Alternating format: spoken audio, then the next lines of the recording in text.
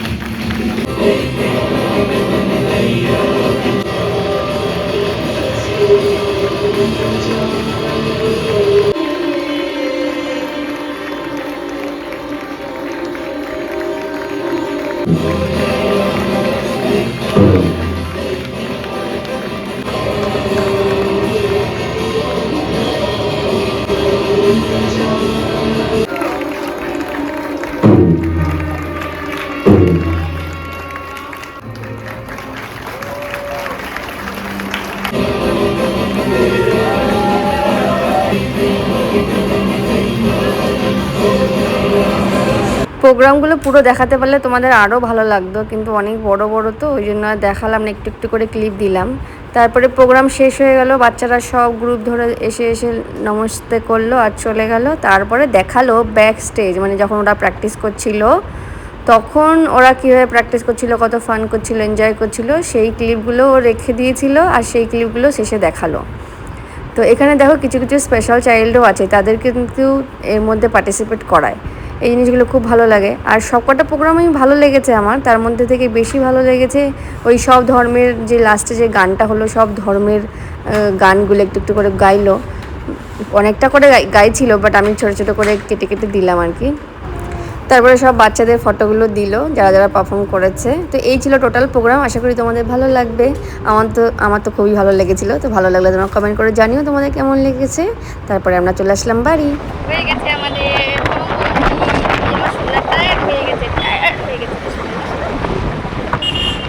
আর 30 মিনিটের মধ্যে